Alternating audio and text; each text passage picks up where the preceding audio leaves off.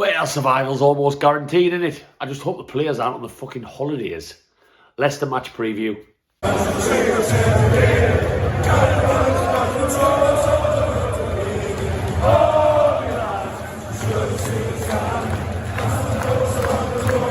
Another video on the channel, Newcastle fans. If you are new to Black and White Banter, you're just clicking on us now for the very first time. Maybe you've had one too many Easter eggs and a couple of too many shandies and you are pissed as a fart right now. Well, drop us a like, drop us a subscribe and get us on Facebook and Instagram as well, where we post content every single day. Never serious, always Newcastle United.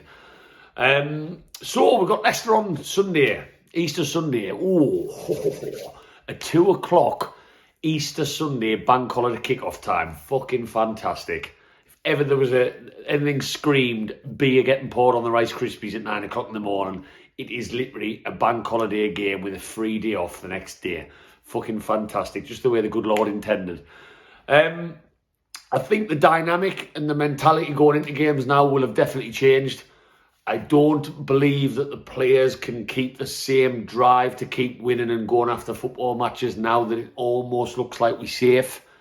I don't for a second think Eddie Howe will allow them to take a laid-back approach, but we've seen it many times before where it naturally happens when the pressure isn't on, there's a bit of an ease off. And I'm not saying that's going to change our performance tomorrow. If anything, I'm looking forward to the fact we can play with a bit of freedom. I genuinely am.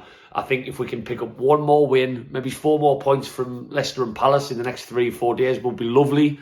If we can do that and pretty much guarantee safety, then we might see Eddie Howe making a few changes here and there. He might tell Bruno to play with a bit more freedom. He might unleash Maximin a little. You know, there's just lots of things he can do and lots of things he can tinker with. But also, I think what's massively important is that we can start looking at the summer as well. I think I've got no doubts the backroom team and Eddie Howe and whatnot will all be doing that. But I'm not going to sit here and say we are mathematically safe. We aren't. Leicester on Sunday is a very difficult game. We've been absolutely fucking shocking at home to Leicester in the past 4 or 5 years. I can't remember the last time I saw us win. I've seen Perez score. I've seen Jamie Vardy run riot. We've done okay at their place, but at home we have a terrible record recently. So on paper, form-wise, at home to them is not great, but they've played in Europe on Thursday, away in Holland. Very difficult game, hostile atmosphere with PSV, even if it was the Mickey Mouse European Cup. Probably wish we were in it, so I'm kind of griefing too much. So they're going to be tired. We all know what it's like playing on a Thursday in the Europa Conference League and then having to play on a Sunday. It's difficult for that squad rotation, so that gives us an advantage. Do I fancy us to win? Yes, I do. I think we can turn Leicester over. They do have a lot more quality than us sort of across the board, which is why they are where they are and why they've been winning FA Cups and league titles.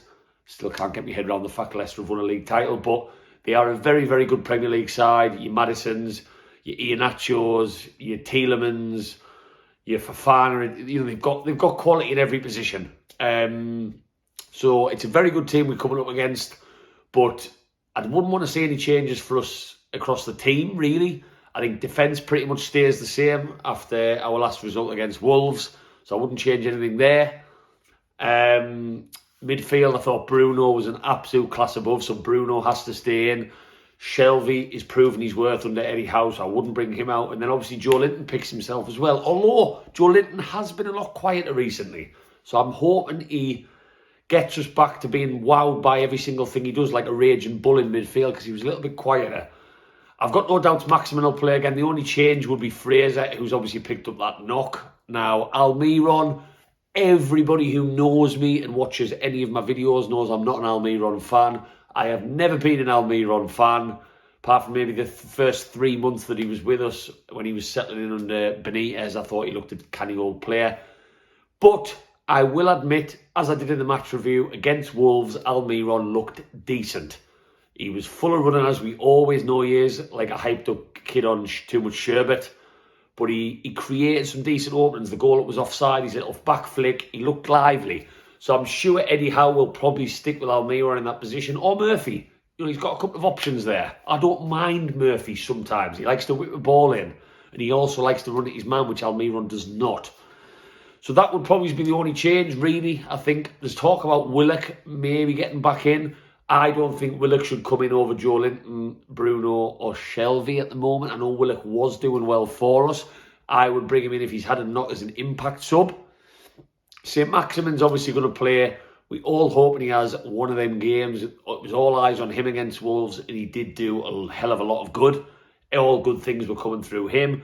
But his decision-making and his lack of passing in the right moments sometimes, for me, is still letting him down. It really is.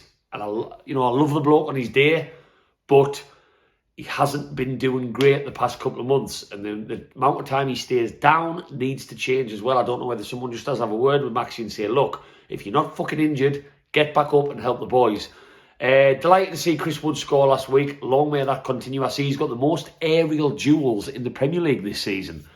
I mean, if that doesn't tell you how Burnley Football Club play, obviously Sean Dyche's now, but that sums it up for me. So getting him wasn't a bad bit of business, because I think it could have been one of the final nails in Burnley's coffin, looking at how their seasons ended up finishing.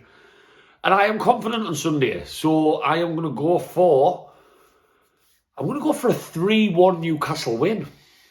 3-1 against Leicester. That'd be nice. Nice little Easter weekend, wouldn't it?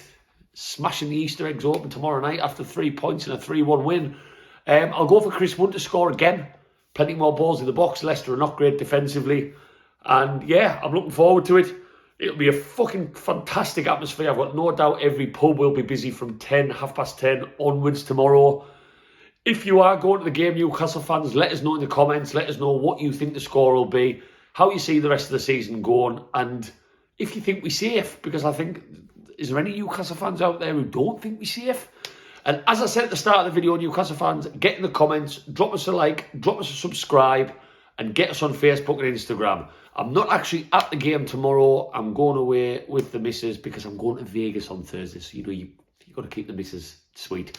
So I'm not going to be at the match, but I'll be trying to touch down from the hotel I'm in tomorrow night for my bank holiday Sunday from wherever I am, try and get a match review done. And if not, my next video will probably be coming from Las Vegas. So that'll be an interesting moment of time difference. So, thank you very much for watching, Newcastle fans, and fingers crossed we can finish off our Easter weekend with another fucking 3 points. Away the fucking lads.